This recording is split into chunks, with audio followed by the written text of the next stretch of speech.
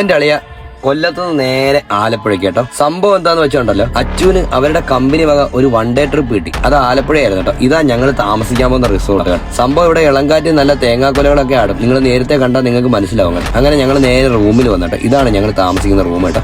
ഈ resort full നമുക്ക് സ്വന്തമാണ് കേട്ടോ. ഇന്ന് എന്തായാലും 4 കെട്ടൊക്കെ ഉണ്ടായിരുന്നു, നല്ല സെറ്റപ്പ് ആയിരുന്നു. അങ്ങനെ ഞങ്ങൾ കുറച്ചു നേരം പുറത്തോട്ട് ഇറങ്ങാന്ന് വിചാരിച്ചു. കൊല്ലംകാർക്ക് കടലൊരു പുത്തരിയല്ല, എങ്കിലും വന്ന സ്ഥിതിക്ക് ഒന്ന് കാണാന്ന് കരുതി. അങ്ങനെ ഞാനും അവളും കുഞ്ഞുങ്ങളും എല്ലാം കൂടെ കടലൊക്കെ ഒന്ന് ഇളയവളാണെങ്കിലുണ്ടല്ലോ അപ്പം തന്നെ മണ്ണിക്കളി തുടങ്ങി.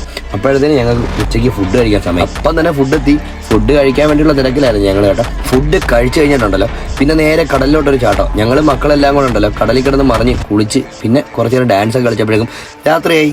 അപ്പോഴത്തേന് ഞങ്ങൾക്കുള്ള ചപ്പാത്തിയും ചിക്കനും ഒക്കെ എത്തി. അങ്ങനെ അതൊക്കെ കഴിച്ചപ്പോണ്ടല്ലോ മൂത്തോളം എൻ്റെ ഫോൺ എടുത്തോണ്ട് പോയിട്ട് എന്തൊക്കെയോ കോപ്രായങ്ങൾ കാണിച്ചു. ഉറങ്ങിപ്പോയപ്പോണ്ടല്ലോ രാവിലെ എണീച്ചപ്പോൾ ഫുൾ വൈബ് കേട്ടോ. അതിലും അടിപൊളിയായിരുന്നു കേട്ടോ. ഒന്നേ പറയാനുള്ളൂ, സമ്പാദിച്ച് പണക്കാരനാവാന്ന് വിചാരിച്ചാൽ നടക്കുന്ന കാര്യമില്ല. ഇങ്ങനെ എന്തെങ്കിലുമൊക്കെ ചെയ്യാം.